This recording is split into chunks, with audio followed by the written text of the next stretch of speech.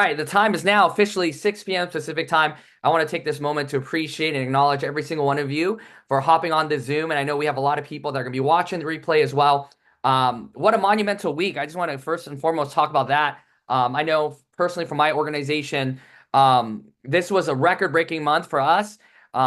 Just in 5 days alone, from Monday to Thursday, we did over $500,000 of business and over $1 million a month this month. So super excited. I mean, so many people are getting the opportunity to be able to experience and use our products, to see the magic of what Remon has to offer, the Remon difference. And, we just came off a huge holiday of Thanksgiving. So I know a lot of us are full. We ate a lot, right? I know I sure did. And as I joked about earlier, this is probably the best time to start demoing the Deep Talk Plus product to people, just to get rid of that extra holiday bloat and, all the extra stuff that our body doesn't absorb. So again, this is week 4 now of our 8-week team leader development call, as well as 2025 director search training. And again, the whole purpose of these calls is to go over different aspects of the business from a micro level and also to a macro level to support you in becoming a network marketing professional. And not only that, but to support you in being able to build this business by design versus default, and to build it by choice versus chance, right? And so week 1, we talked about shaping your change your face, change your finance story, which is the biggest tool that you'll have in your business, right? Creating your before and after pictures with the products, from the Incel Derm, the Radium Sun 100, all the way to, the Bota Lab products, even the Lightning products. Then we talked about, creating your change your finance story, your first promotion story, right? Your major milestone story, and how that becomes a blueprint for what your team will duplicate. And then we dived a little bit deeper and we talked about passion, the defining difference, how oftentimes our business is not what we know, right? It's not our aptitude. It's actually our attitude determines our altitude. In fact, how we show up when we do the things that we're supposed to do is of greater impact than what we actually do. What do I mean by that? At the end of the day, if you really think about building this business, essentially we're all going to do the same thing, right? We're all going to prospect, which is find people to talk to, right? And then inviting, which is talking to them, presenting them the information, right? Launching their business, right? Not just signing them up, but starting them up. And then all the way to training, leadership development. And so at the end of the day, essentially, we're all going to be doing the same thing when building the business, okay? Now, the system, the flow might be different depending on what organization you come into, right? And that's the great way of this business, is that there's so many different ways up the mountain. And at the end of the day, what you believe will work, works, right? And that's why with this whole series, I mostly highlight the philosophy behind what we do, right? What we do, why we do it. And oftentimes it's that why, right? When we understand why we need to do things the way that we need to do it is the biggest determining factor in how we show up for it. But again, we're all going to do the same thing. So what decides how far we go in the business, right? We all market the same products. We follow the same process. We get paid through the same compensation plan, depending on what position we're at. So again, at the end of the day, the deciding factor is you, right? How do you show up when you're prospecting? How do you show up when you're presenting? How do you show up when you're starting people up?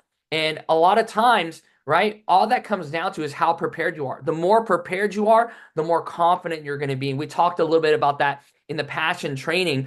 Again, how do you become confident at something? You become comfortable at it. Well, how do you get comfortable at something? You do it enough times, right? And where do you start? From a place of being uncomfortable. And that's one of the interesting things about success, is that what stops people from succeeding is doubt. And what stops people from taking action is doubt. But the only thing that removes doubt is action. So we talked about that. And then in the previous week, we talked about relationships and how building relationships is the glue to the business, right? Yes, it's called network marketing. What I like to call it is also relationship marketing.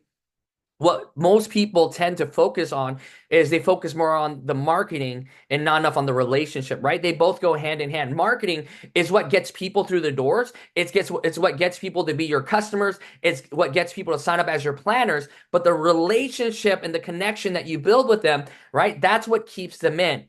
Because at the end of the day, people quit on businesses, but they're less likely to quit on their friends and their family.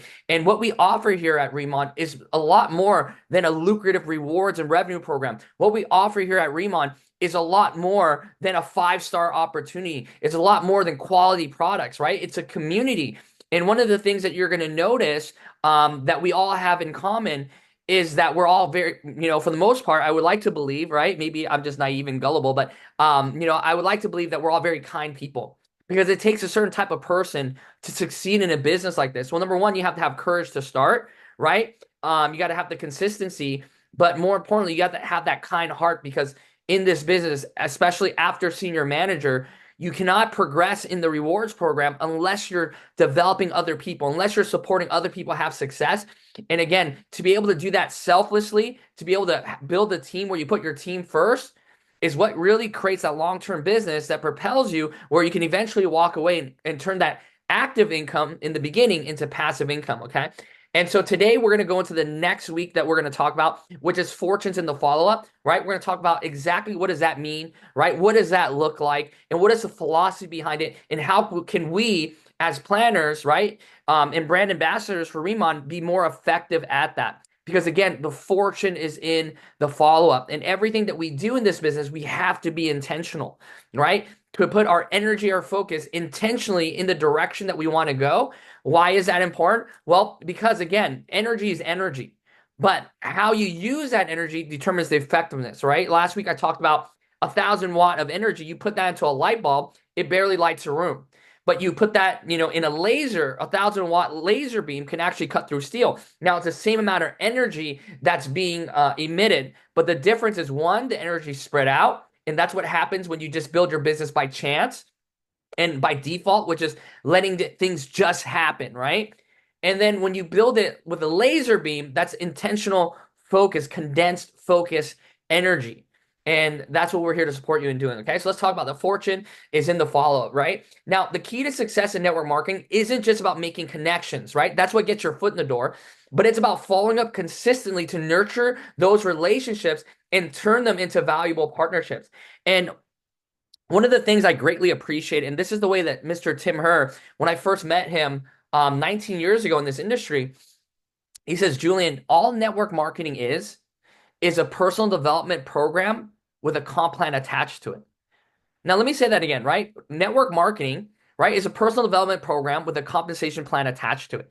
And when you look at it like that, the business becomes fun. It becomes how good can I get at it and how good can I get my people at it? Because in the very beginning, right, if you never had success or an experienced success in this industry before, in the very beginning, you're hopeful. You have faith. You're like, I hope it works. Then you believe that it works. Now you just hope that it's going to work for you. And then once it starts working for you, you're like, wow, I can actually do this. And then the magic shifts when it goes from, wow, I can actually do this to how good can I get at this? And then even further along, it's now how good can I get people at this? And that is really where the magic is going out there developing people. But before we can develop others, guess who we need to develop? Ourselves. One of the biggest things that, that was shared with me and I was shared with all of you is that unless it starts with you, it won't start with anybody else. Right? If it doesn't start with me, it won't start with anybody else. And when you think of that, it's going to constantly remind you to lead by example, right? You want to be the upline, right? The leader you wish you had. But at the same time, you want to show up as the planner you would want to recruit into your business. Because in this business, we don't get what we want all the time, but we attract who we are, right? Jim Rohn said it best. Success is not something you pursue. It's something you attract by the person that you become. And so that's why personal development is so important. Hop on these calls are so important because the more calls you hop on, the more skilled you're going to be. The more skilled you're going to be, the more confident you're going to be. And the more confident you're going to be, the more effective you're going to be, okay? So again, it all ties in together. So it's not just about making those connections. It's about nurturing those relationships and turning into valuable partnerships because essentially that's all we're doing, right? When we're signing somebody up, we're inviting them into a partnership with us to build this business, to build this brand, to build this community, okay? And so it all starts with the follow-up. Now, as you know, I love acronyms. I like breaking everything down. It just helps me remember things in a certain way. So what I've done with this training is I took the word follow up and I changed every letter to mean a certain aspect of following up. So let's talk about it. So the F in follow-up stands for fortune. And as we know, fortune's in the follow. It's something that we hear all the time, right? And one of the most interesting things, I love numbers. I love stats because it helps me shape a story, helps me understand contextually, right? What is going on. And so this is probably one of the biggest eye openers when it comes to following up, okay? And I want you to just take a mental note of where you normally stop in this process, okay? Now, 48% of salespeople never follow up with a prospect. What does that mean? They invite them, they prospect them, they show them the business or the product, and that's it. They never get back to the person that they invited, right? So 48% of salespeople never follow up with a prospect. Interesting, right? 25% of salespeople make a second contact and stop. Meaning after the initial prospect, right? They follow up one time and then they stop. Okay. Now, 12% of salespeople only make 3 contacts and stop. How interesting is that, right? Now, 10% of salespeople make more than 3 contacts. 2% of salespeople, no, so yeah, let me repeat that, right? So 48% of salespeople never follow up with a prospect. 25% of salespeople make a second contact and stop. 12% of salespeople only make 3 contacts and stop. And only 10% of salespeople make more than 3 contacts, okay? So that's how us on the other end, usually follow up. Now, let's see what it actually takes, okay? 2% of sales are made on the first contact. What does that mean? Now, granted, how great the Remon products are and how great the opportunity is, at least when it comes to customers, right? For most of us, having a first contact sale is pretty high when it comes to customers, okay? Building the business, there's different variables involved, and that takes sometimes more than one contact, okay? 3% of sales are made on the second contact. Can you imagine that? 5% of sales are made on the third contact, and 10% of sales are made on the fourth contact. So what does that mean? If you're not following up more than 5 times, okay, you're leaving 80% of the money on the table. Let me say that one more time. If you're not following up more than 5 times, you're leaving 80% of the money on the table. And that's why we say fortunes in the follow-up, okay? Now that we understand that as numbers and statistics, right, what does that look like in terms of process and philosophy, okay? Couple other things I want to share with you, fortunes in the follow-up before we move to the next slide, is we need to change our intention. Because how we shape our intention, right, greatly shapes how effective we are when it comes to pursuing our results. Now, what do I mean by that? You see, so many people, when they first get involved in their business, their intention is very, very simple. My intention, my goal is just to get the business out there. My intention is to just get the products on people. My intention is just to show people the business. And then here's what happens. They get frustrated when they don't have the results they want. And they go, how come I'm not getting the results that I want? And I look at them and I go, you are getting the results that you want. And they go, what do you mean? I go, your intention, you said your goal is just to put the business out there. So what does that mean? If you're just showing people the business, you're getting the business out there. So you're actually succeeding, right? If your goal is just to get the products in people's faces and you're putting products in people's faces, you're actually accomplishing your goal. Okay. Now, the intention is not to do that. It's not to simply just put the business out there. If you simply put the business out there and you simply put the product in people's faces, that alone is not enough, okay? Your intention is to show people the business, right, with the intention of getting planners.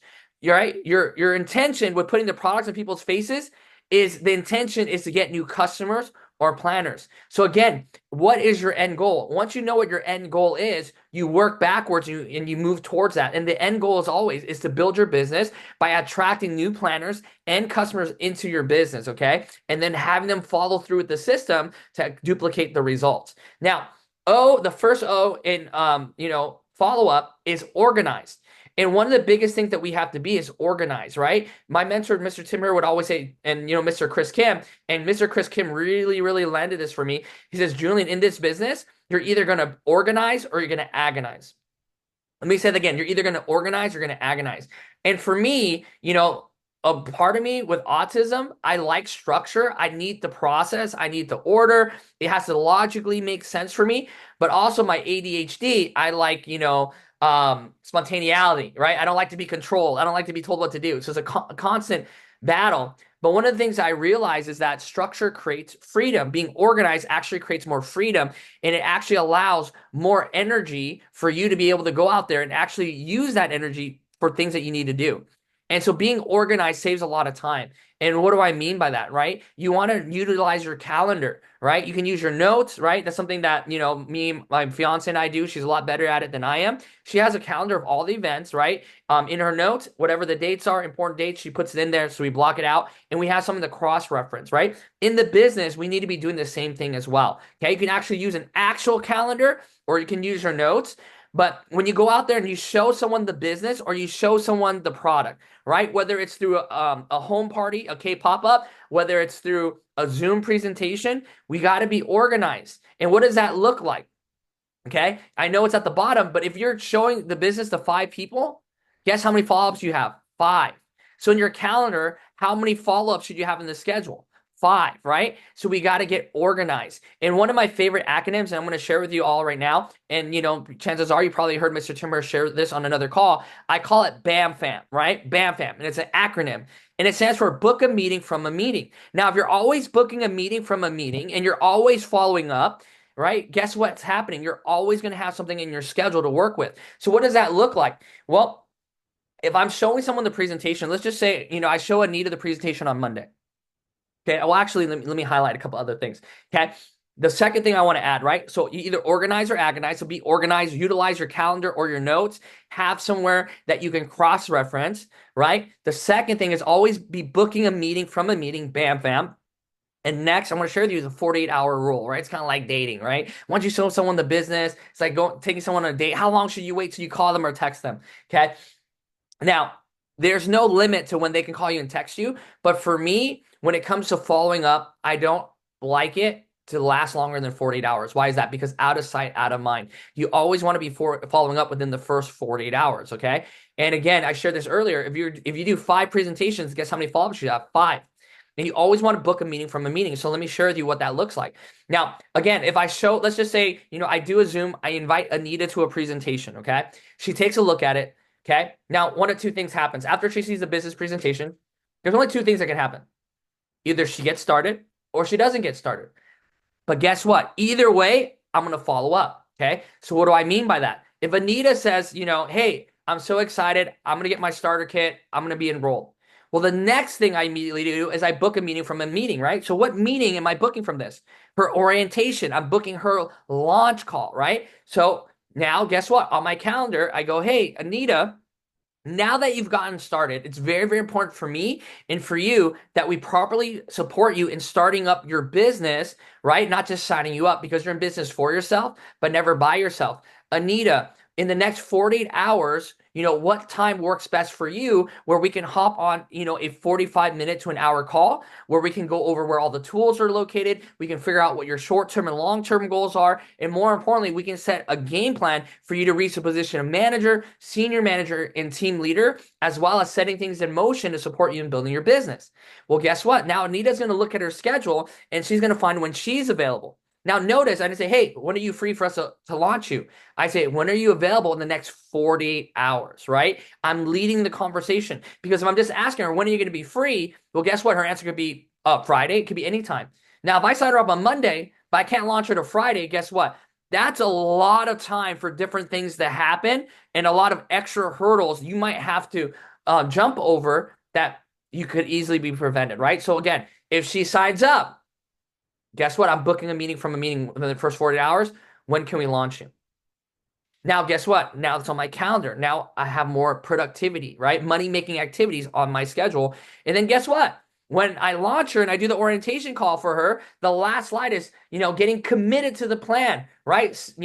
Where you start figuring out how soon can we set up your first 2K pop-ups, right? When's your first team call? When's your first training call? And guess what? Now you're supporting them in booking the next meeting. Does that make sense? You're always booking a meeting from a meeting. And as long as you're doing that, you're constantly keeping people engaged. Now, let's just say Anita goes the second route where she says, I want to do it, but, I just need to think about it. Or she has objections. Now, later on the Zoom, we're actually going to go over a couple of the common objections that people give on why they don't get started and how to overcome that. So I'm going to share that with you a little bit later, right? But let's just say she needs some time. She wants to think about it. You don't want to pressure her. Very, very simple, right? I go, okay, Anita, perfect. I'm very grateful and glad that you hopped onto the call. I know you saw a lot of value in it.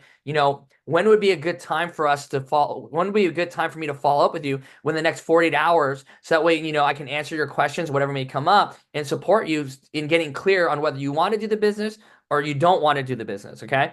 And so guess what? Now I have her on my schedule. Okay. So what's going to happen? 48 hours from now, I have another call with Anita where guess what? There's different routes I can take, right? I can have an upline hop onto that call, an upline team leader or director to support, to give more credibility, to paint vision, answer questions, and now we have another call. And let me share with you something, ladies and gentlemen, right? If they don't sign up, the more calls they're willing to get on, that's a good sign that they're interested. There's just some information that they're missing, right? For them to be fully confident in actually getting involved, okay? So you want to stay organized. Have a calendar, use your notes, book a meeting from a meeting. And that's how you're always going to have something on the schedule. And I always, again, use the 48-hour rule because life gets busy, out of sight, out of mind. And anything longer than 48 hours, different hurdles can come into place that you're going to have to hop over later that can make your job a lot more difficult. And remember, if you're doing 5 presentations, guess what? You should have 5 follow-ups. And guess what? If out of those 5 presentations, 5 people sign up, you still have 5 follow-ups. And what is that follow-up? Is for the next orientation call to launch them. So now you're starting to learn the system and the flow, right? I want you to imagine it's like a pipeline. And once you figure out what that pipeline is, you can figure out what's the missing piece and where the leak is in the pipeline, okay? But again, as long as you're booking a meeting from a meeting, you're going to have a constant flow of activity. And again, how I determine who I personally work with and spend a lot of time with is I look for 3 qualities. Number 1, they have to have a solid work ethic. They have to be coachable, and they also have to have a desire. And one of the biggest indication of desire, work ethic, and coachability is how often they get on the calls. And again, the biggest mistake I see brand new people make when they get involved in the business is they say, oh, I'll only hop on an orientation call if I have a prospect who just got started, or I'll only hop on, an overview call when I have guests, right? And what happens is you're missing out on valuable opportunities to learn how to present the business and how to train people in the business. Okay. And we're going to talk about that a little bit later. Next week, it's going to be one of my favorite topics. I call it, how to be a 10-point leader. So imagine, being a leader as a scale. And you want to make sure you cross all the check boxes, right? And that's going to be a great training for you to audit yourself, where you are at in the business, how you're showing up as a leader, what areas you need to improve on, and more importantly, what areas you're doing well. Because sometimes when you're doing something new, you're getting results, but you don't really know where those results are coming from. So it's ignorance on fire. But once you diagnose and you audit your successes as well as your failures, you're going to start to learn, number 1, a pattern. You'll start understanding your numbers, your ratio, and more importantly, you'll be able to build a predictable business and a business you can scale. You're like, Julian, what does that mean? Well, for example, if let's say you take a look at it, right? How many people you show the business to, and then you track that, okay, how many people actually signed up? Once you figure that out, let's just say you talk to, 10 people in a month and you sign up 2 people, right? You can also talk to 10 people in a day and sign up 2 people. But if out of 10 people you talk to about the business, 2 will sign up, then guess what? You can build it predictably. If I talk to 20 people, it means I'm going to get 4 people to sign up. If I talk to 30, 6. If I talk to, 48. And once you figure that out, then you go, okay, well, how fast do I want to sign these people up? Well, guess what? Now you know what activity you need to do. And here's the kicker. The more of the activity you do, the better you're going to get at it. And the better you get at it, guess what? The better your ratio is going to get as well. Okay. And again, I love numbers. I love stats. Not because that's my thing. Again, I just love it because it saves so much time and it's so effective. Okay. All right. So the first L in follow-up means listen, right? When you're going out there and you're following up, okay, the following up process is also the signing up process after the presentation, after the K-pop-up, after the Zoom, okay? And it's very, very important to engage in active listening, right? To pay full attention to the prospect, to avoid distractions and interruptions to understand their needs better. So what do I mean by this? So let's just say, for example, it's going to look different depending on the scenario. So for example, if you just did a K-pop-up, well, chances are, right, afterwards, you're going to pull them aside and then you're going to engage in a conversation with them. Hey, what did you like best about what you saw? Do you see an opportunity for yourself working with us, right? Asking questions, and not only asking the questions, but listening actively. What does that mean? You're not listening to say whether you agree or disagree. You're not listening to say whether you like what they're saying or not liking. You're fully taking in the information, being fully present, taking it as it is, right? And again, we have two ears, one mouth, and it's very important we use it proportionally, because when you allow people to talk and you genuinely listen, what's going to end up happening is you're going to find out what's important to them, what matters to them, what their objections are, right? And a lot of times there's smoke screen objections, which is the first thing they say, which is not the real objection. And then you can find out what it really is underneath. And when you find out what the real situation is, you can properly support them and support them, right? And getting started, right? So engage in active listening, right? Paying full attention to the prospect, asking probing questions, right? Open-ended questions. Okay. What are closed-ended questions?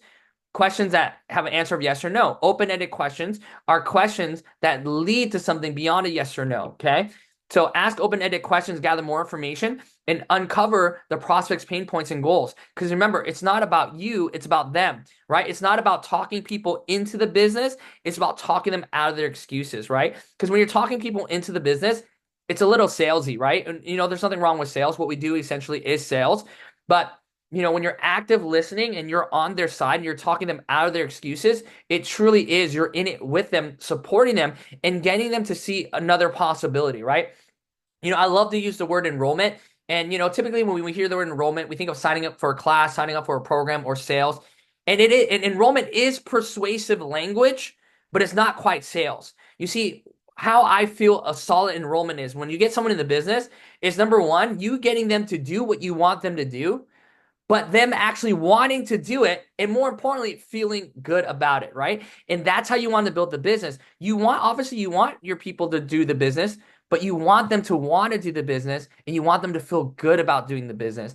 And that comes from actively listening, asking solid questions, finding out what hurts them, right? What heals them, how the business can support them in the bigger picture, right? And, and again, people buy based on emotion and they back it up by logic. And the emotion is the pain points. It's the areas of their life that they're dissatisfied by. It's the areas of their life they're not happy by. And they say, the best salespeople, right, are the ones that can articulate people's fears, goals, doubts, hopes, joys, pains better than the prospect. Because if you can do that, guess what? They're going to look at you as an expert and they're going to follow you, right? My favorite, reflect and summarize. Repeat back key points to ensure understanding and show the prospect that you're actively listening. And more importantly, avoid assumptions. So many times, and it works several ways, right? Some of the people we think will do the business won't. Some of the people we think won't do the business will. And, I've been guilty of this in the past. Sometimes we have prospects and we prejudge, right? And we're like, oh, okay. There's times when, when it comes to signing somebody up, I assume that they're only going to get the EX starter line. And, they end up getting the starter kit premium, right? I've had people that I thought was only going to get the 1,500, but then guess what? They find out about the manager package, the senior manager package, and they get started with that. And that's why it's so important not to prejudge. Again, some of the people you think will, won't. Some of the people you think won't, will, right? We call it the SW, right? Some will, some won't, some wait. So what? So who's next, right? So avoid making assumptions. Give people that space and let them tell you who they are and where they fit in, okay?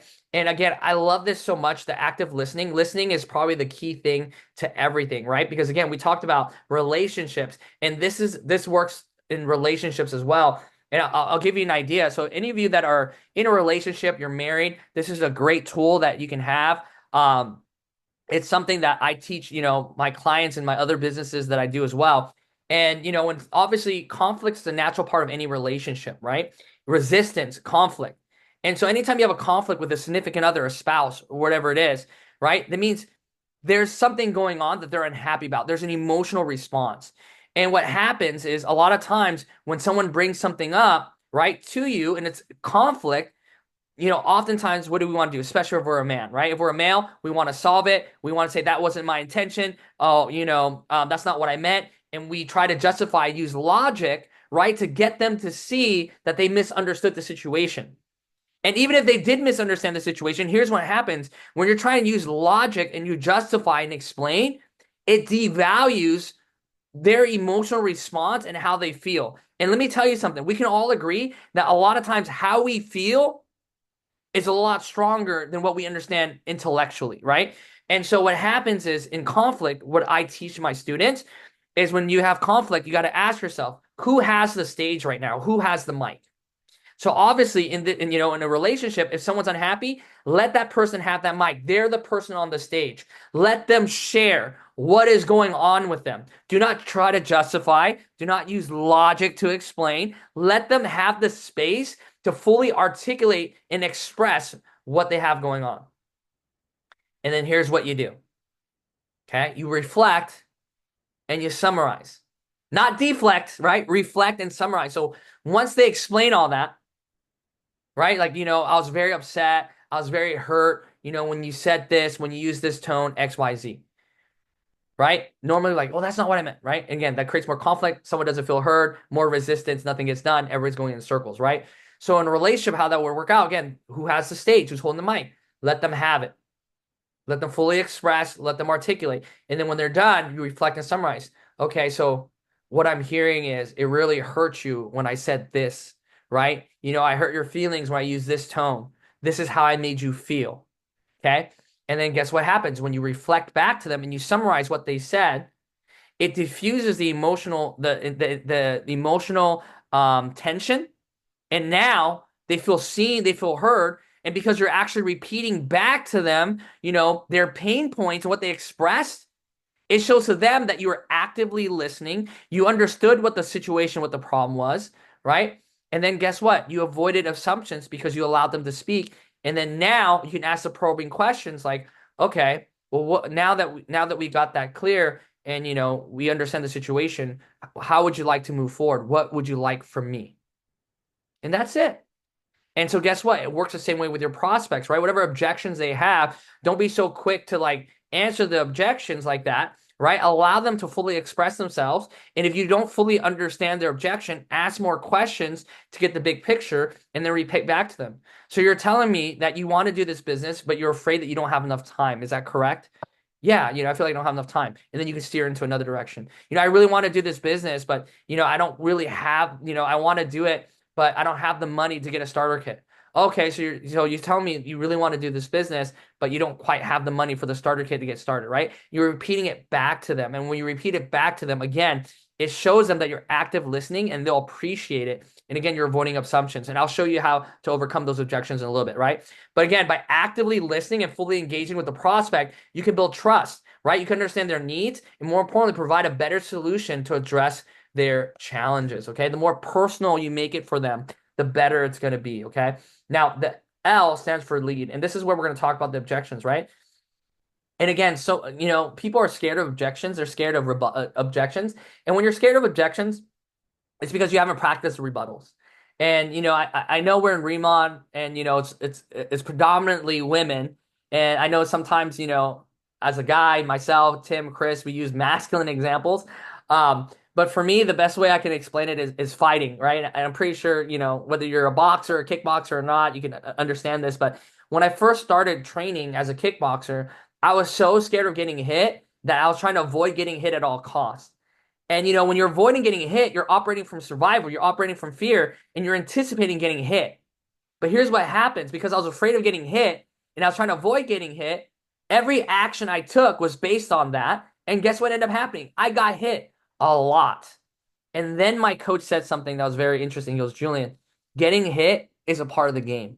Getting hit's a part of the process, right? Instead of avoid getting hit, be prepared for what you're going to do when you get hit.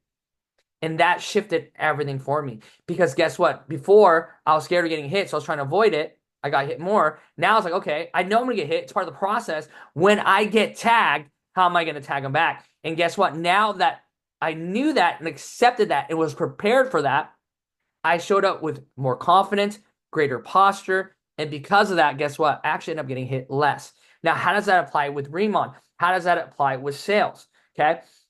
Well, you got to anticipate objections. So many of us are scared of objections. We're scared of questions, right? Because we're like, oh, how are we going to handle it? Well, number one, understand that the more you try to avoid questions, the more you try to avoid objections, the more objections that you're actually going to get. It's the weirdest thing. It's actually like you're attracting it.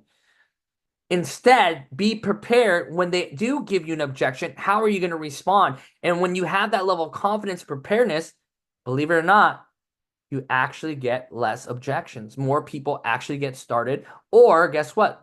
They're more honest with you about whether they want to do it or not, right? And that's the reason why I look at it. Because again, in order for us to be strong leaders, right, we have to be strong. We have to be bold. We have to be willing to follow up, and we have to be willing to dive into the fire. Okay. And again, one of the things that I personally do, um, you know, people go, Julian, how do you know when to push and when not to push? And this is what I gauge it out. If I can tell someone wants to do it, they're just scared. They have doubts, they have questions. They just need a nudge, need reassurance.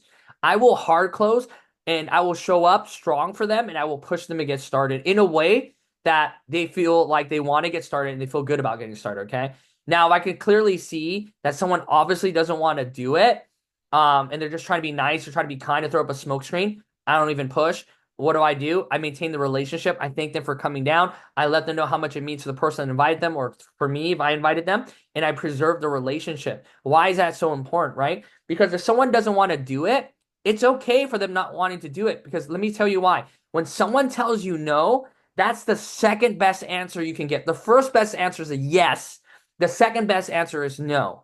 And you're like, Julian, why would that be a great answer? Because it's a clear answer, provides clarity. It lets you know where they stand. And when it lets you know where they stand and it's a clear no, instead of a maybe, I'll think about it or whatever it is, it frees both parties from the situation to be able to move forward and continue on with their lives. Okay. So again, anticipate objections, right? Identify potential objections beforehand and prepare thoughtful responses, right? This demonstrates your understanding of the prospect's concerns. And again, if this is your personal prospect, and you got a chance to talk to them in the invite, right? Finding out their family, their occupation, what they do for fun, what they do for motivation and money, what their pain points are.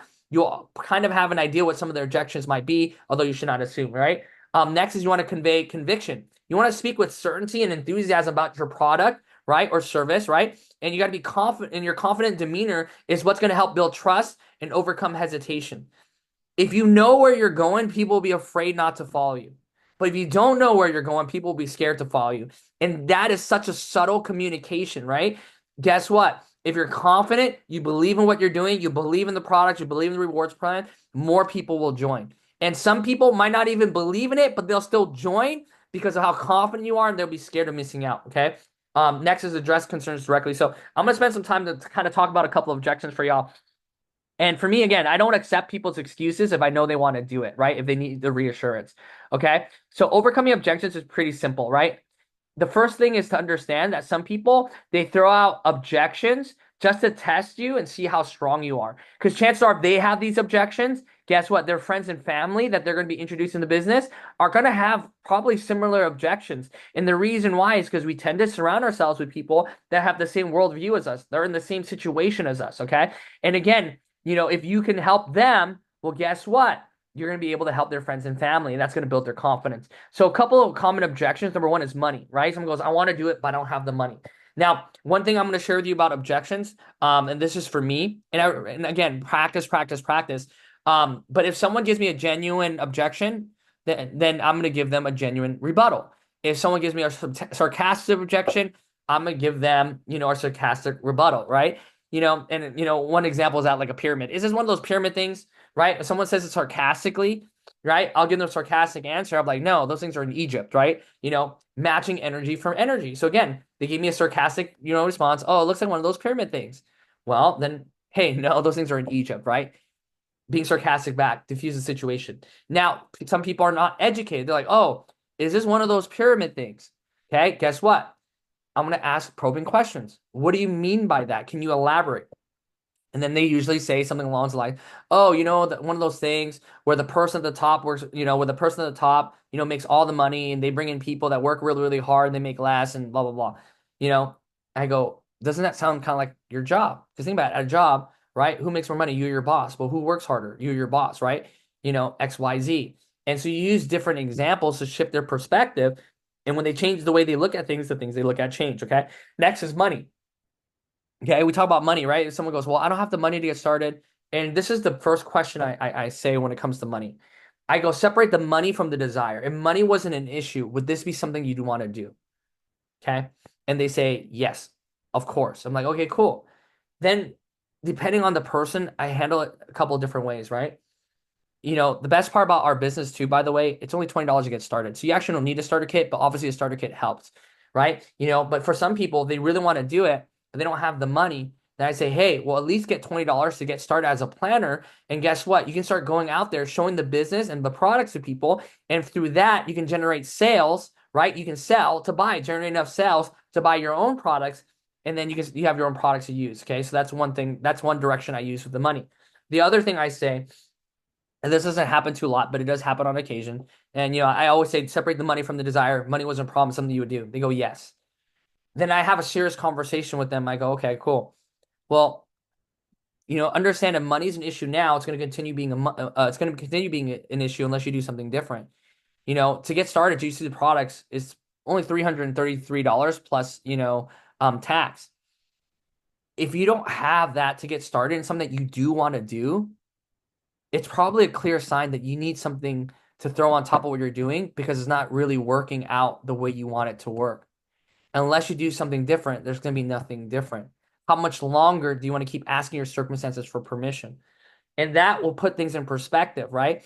And from there, I go, is there anybody you can borrow the money from? Is there anything you can do, right, to get started? Throw on a credit card, whatever it is, right? So that's how I handle the money one.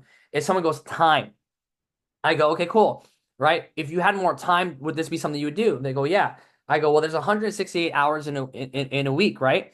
And I go, and I start breaking it down for them. I go, okay, well, how many hours do you spend at work? How many hours a day do you spend driving, right? How many hours do you spend a day eating? What are some of the other things you feel like you absolutely have to do, like pick up my kids, drop them off, all this stuff? And I literally have to map out their schedule. And then usually there's, 4 to 6 hours a day unaccounted for. And I go, listen, I know time's an issue right now, but all you really need to get this business off the ground is a few hours a day or even a week part-time to get it moving, right? Based on your schedule, what you showed me, you have 4 to 6 hours every day unaccounted for. Would it be worth it for you to allocate, some of that 4 to 6 hours into a side hustle that can help you build and create more money so you can actually have more time in your life to do more of the things that you care about? Again, right? Valuable. Why? Because they have time as an excuse. You just showed them that they do have time, and now you're offering them a solution that they can actually have more time, right? Notice that didn't necessarily have to do with Remon. It's just how Remon can be a solution for the problem that they have, right? My favorite, if someone goes, not for me. Oh, this is not for me. Okay. How do you handle that objection? Well, I say to them, the first thing the first thing I say, well, if you believe it's not for you, then you probably have a clear idea who this is for, right? Who do you know that could be good at a business like this? Who do you know that's into skincare? Who do you know that's really social? Like, who do you know that could be really good at promoting this? And then they'll start naming names. And then you go, well, here's what's great about our business. You don't have to be great at this business, but if you refer people who are great, who are better than you still get paid a small percentage of what they do, even though you're not great at it. And here's the best part. We have a training system that'll teach you how to be good at this. Because if you feel like this is not for you, then you probably have an idea who this is for. And at the end of the day, the biggest thing that Remon does is give you more time and money. So when it comes to time and money, what's not for you, right? Making a joke out of it. Okay. So that's how I do the not for me one. The other one, another big one is, oh, I'm not really good at sales. And, my favorite response to that is, I'm not really good at sales either. But let me ask you a question. What's something you're really passionate about? And they start saying, fishing or video games or cars. I go, oh, tell me more about that. And then you watch them light up and get so excited and just sharing with you about it, right? Because think about it, when we start talking about something we're passionate about, especially if you have ADHD, right, and autism, we love to info dump because that's our love language, right? And you start sharing it with people, and we just light up. And then you go, see, that's what we do. And they go, what are you talking about? How you just explained to me fishing? How you just explained to me cars? That's all we do when it comes to this business. We don't really sell. We just share what we're passionate about. And through sharing our passion, guess what? That ignites something in other people, right? If we taught you how, could you share this with people? Not sell it to people, but could you share it with people? And they go, yeah, I could share it with people, right? And again, it shifts their perspective based on what they think it looks like versus what it is, okay? Another one that's my favorite, is I don't want to use my friends. I don't want to sell to my friends. And I go, well, let me ask you a question. When your friends start their own business, when they start their side hustle to make some extra money, spend time with their kids, spend time with family, help out their parents, how do you feel when number one, they're offering something that you need and want, but you also know in helping them, right? You're also helping their family, their goals, and their dreams. I feel great. And he goes, essentially, that's what you're doing. All you're doing is you're sharing something you're passionate about. You're giving great quality products that work, right? Again, work better than anything else on the market. There's a 30 money day back guarantee. There's no loss, right? Every single one of your friends that you introduce a product to is getting something valuable, right? Again, shifting their perspective, right? My other favorite one is I don't know anybody that needs that. I don't know anybody that's made money in something like this. And you go, well, how many people do you need to meet? How much money do they need to make? Because I can introduce you to those people because we have people making money, right? So again, it's all about having that posture, that confidence, and answering their objections that way. Now, since we're talking about following up, right? Here's the deal, right? Another one, another common objection. Now, if someone saw the business and they're really, really excited, right? And they want to do it, maybe they got started, they bought a starter kit, or they say, hey, I'll get started on Wednesday or Thursday or Friday when I get paid. And then you follow up with them. And then when you follow up them, if their tone has changed and they go, hey, you know what? I was thinking about it. You know what? This is not for me. I don't want to do this business anymore. Okay. This is how I handle that objection. And I look at them, I go, listen, the last time we talked, you were super excited about doing this. You were so passionate, like you're fired up. And now you're telling me it's not for you, correct? And they go, yeah. I go, so one of two things happen. Either someone showed you something better or someone talked you out of it. Which one is it? And then from there, they'll be honest. So, well, I talked to a couple of friends. They said no, they laughed, whatever it is. And so now you can find out what the real objection is, and then you can answer their questions, okay? So again, it's not about talking people into the business. It's about talking them out of their excuses, okay? And again, when you understand this and you practice this and you have the objections, and again, you practice it and you're prepared, you're going to show very, very confident. And again, your confidence is what's going to inspire people to allow you to lead them. Because again, people are looking to be led, and they're looking to be led by people that are strong and confident. Well, how do you become strong and confident, right? It's to be comfortable in this. And how do you become comfortable in this? By doing it over and over again, right? It's kind of like fighting. It's like sparring, right? The more you sweat and practice, the less you bleed in battle. So practice your objections, right? When you're driving in your car or whatever it is, think about your market. What are some of the common things that people say, right? What are the common objections that they give you? And then, think of different ways that you can answer that, right? And the other thing too, after a presentation, if someone say I have a lot of questions, another thing you can say that will save you a lot of time and it will cut through a lot of the BS. If someone says I have a lot of I want to do it, but I have questions. My favorite thing to say is I go, okay, perfect. I get out a sheet of paper, right? I go, okay, before I answer your questions, let me get lists of all the questions you have. And then they start giving the questions, right? And you start writing it out. Boom, boom, boom, boom. And I look at them, I go, are these all your questions? And they go, yes. I go, okay, perfect. If I answer every single question to your satisfaction, you'll definitely get started. And if it really was the questions, they'll say yes. And you just go through each question, each objection, crossing it off, right? Now, if you say that, they go, I have questions. You write out all their questions and you say, hey, if I answer this to your satisfaction, would you get started? At that point, if they go, no, then you go, okay, well, what? I don't want to waste your time. I don't want to waste my time. Like, what is it really? Just so we can be on the same page. So that way I know how to support you. And that's how I handle that one, okay? The O in follow-up is ongoing, okay? Understand persistence pays off. People say no, but it means no, not yet. Excuse me. And what do I mean by that? Because you never know where someone is in their life at the moment that you spoke to them, right? Maybe the moment that you invite them to Remont, they're doing very, very well. They just got a promotion at their job, right? It's the holidays. They just got a holiday bonus. And, maybe for them, they're like, oh, I'm on a high right now. I don't need anything else. Okay. But fortress in the follow-up, right? Next time, follow up with them again. And maybe the next time you spoke to them, maybe they just got in trouble with their job. Maybe their job's downsizing, right? Maybe they just laid off a bunch of people at their job. And even though they still have their job, maybe they're unsure if they're going to still have a job, right? So there's a pain point there now. And so now that's the best time to approach about the business, okay? So understand persistence pays off. No doesn't mean no, it just means no, not yet. Also understand consistent follow-ups. You want to follow up consistency. We talked about the statistics earlier. And what do I mean by that? Understand that your prospects, when you approach them about the business, especially if they're your warm market, they're your family and friends, understand that they're watching you. Okay. So your progress mentally, emotionally, and financially are great opportunities to follow up. Every time you learn something new, every time you realize something new, right? Or it's every time you achieve another milestone in the business, that's a great way to follow up. So in the very beginning, as soon as you hit manager, right, go back to some of your old friends like, hey, remember that Remon thing I was sharing with you? I just got promoted to the first position. I just got my first check. I just made an extra $400 part-time last month. I'm super excited about this. You definitely need to take a look at this. You're my close friend. I gotta show it to you. Boom, follow up. Boom, follow up, right? Because, again, you never know where someone is, right, in their life when you approach them, but not just that, but they're watching you, right? Maybe they just need more examples of it working for them to feel confident and jump in. And guess what? You are that example. That's why it's so important for you not to quit. That's why it's so important for you to build your confidence and constantly build the business and get better at the business. Because guess what? When you make it, it's going to be a shining example for other people around you that they can make it too, because you're inspiring hope into other people, right? And the other one, it says never give up, and it says bear cycle. So let me explain to you the bear cycle. Okay. The bear cycle looks like this, right? It starts with belief. Your level of belief determines your level of excitement or enthusiasm, right? Enthusiasm, four last letters of enthusiasm, IASM, stands for I am sold myself, right? So your level, you got to be sold out yourself, enthusiastic, and then you take action, you're going to get results, right? And when you get results, what happens to your belief? It gets bigger, okay?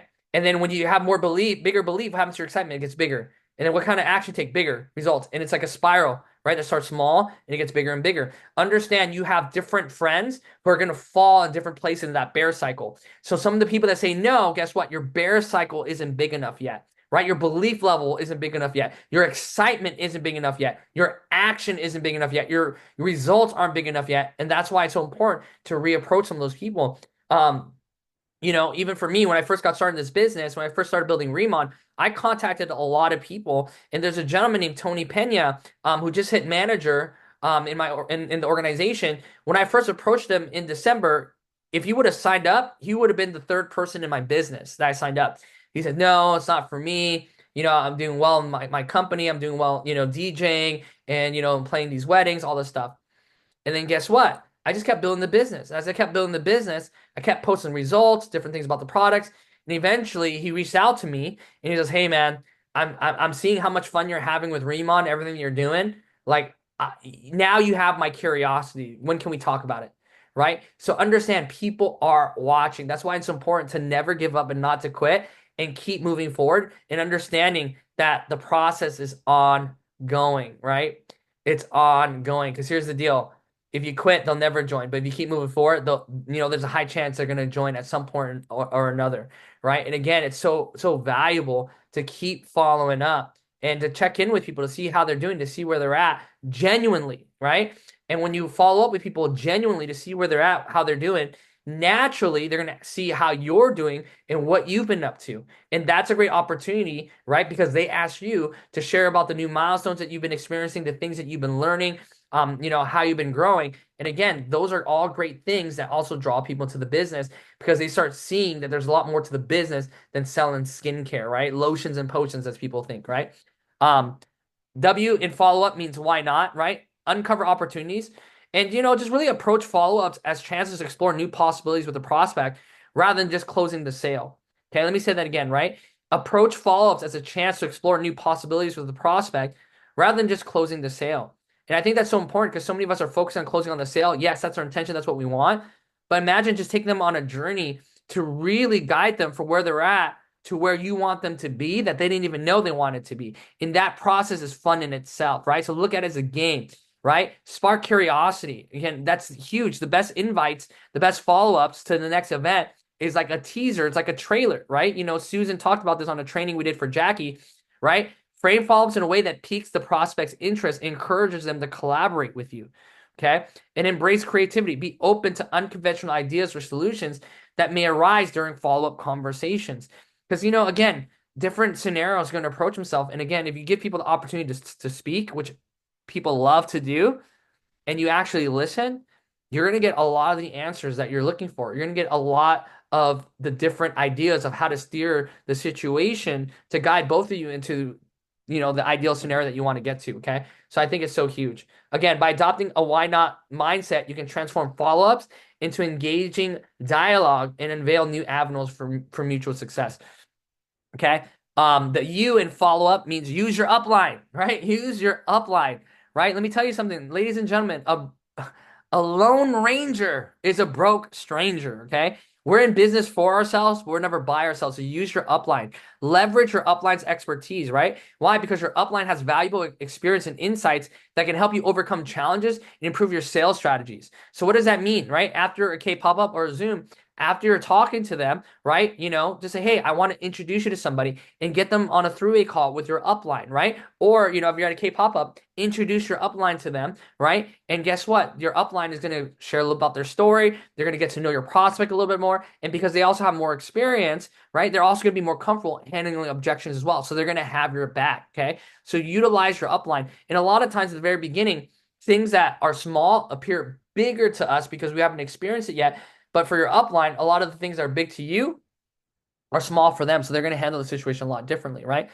Use your upline also to reinforce follow-ups, right? Your upline can provide guidance on effective follow-up techniques, ensuring that you maintain a strong connection with your prospects, right? A lot of my team's really good at this, right? They go out there, they invite or they prospect their prospects, and they would send me a screenshot of their conversation, like, hey, I just followed with one of my prospects. This is what I said, this is what they said. Like, how should I proceed, in this situation?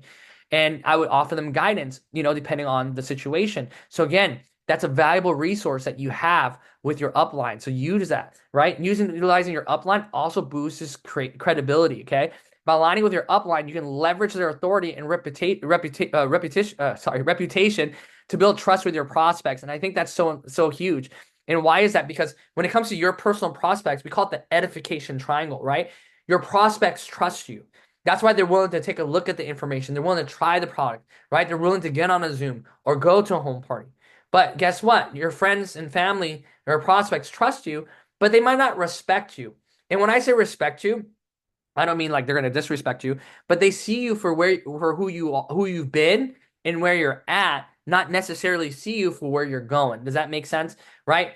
And so what ends up happening is when you have your upline that you edify, and what does it mean edify? You speak highly of the person you're working with to raise the level of influence when they talk to your prospect. Now, what happens is this.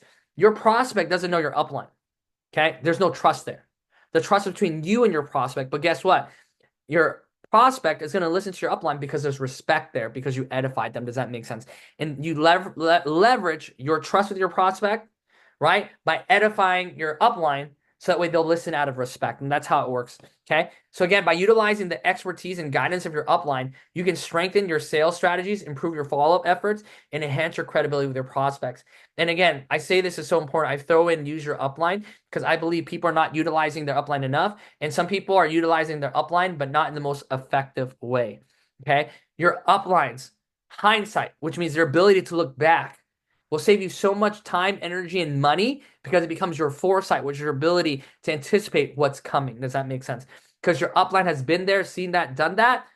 They know what that trip looks like, okay? Later on the road, I think 3 trainings from now, right? We're going to talk about, the difference between signing somebody up and starting people up. And in that, we talk about the difference between being a travel agent and a tour guide, right? A travel agent has never been there. They just tell you this is what you need to do, this is where you go. They help you book your flights, your hotel, done. A tour guide not only has been there, they know the way, they can show the way. And as leaders, that's our job, right? So utilizing your upline is going to save you so much time because they've already been there. They've already done that. And they've already gotten the t-shirt. They know the best views. They know the scenic route.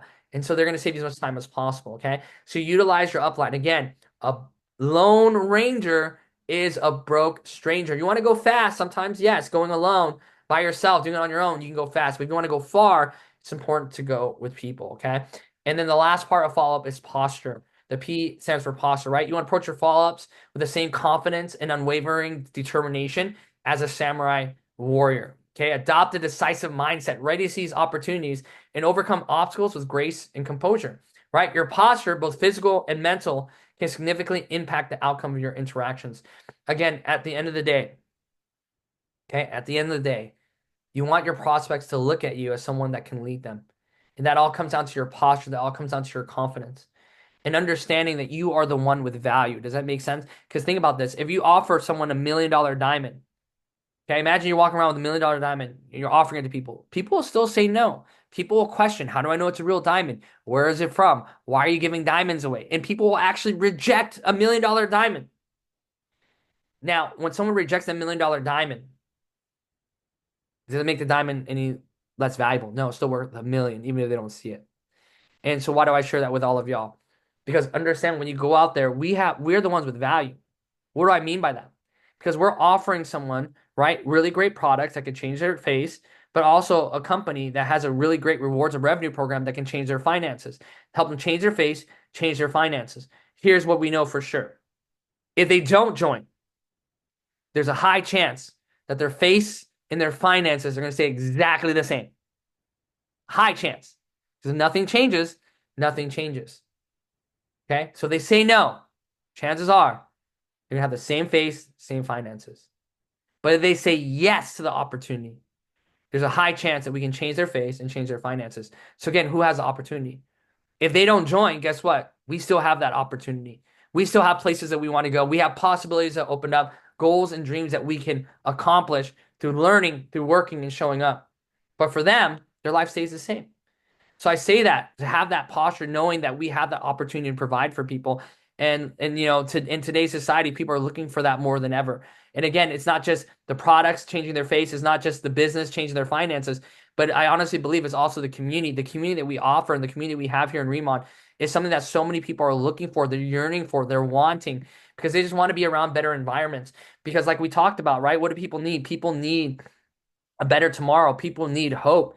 And we get a chance to provide that because so many people today are lost and confused. They have no sense of direction. They don't know where they want to go. They don't know what they accomplish, and they feel stuck. And nobody's stuck in the way that they think they're stuck. And guess what? We have that opportunity that can change it for them.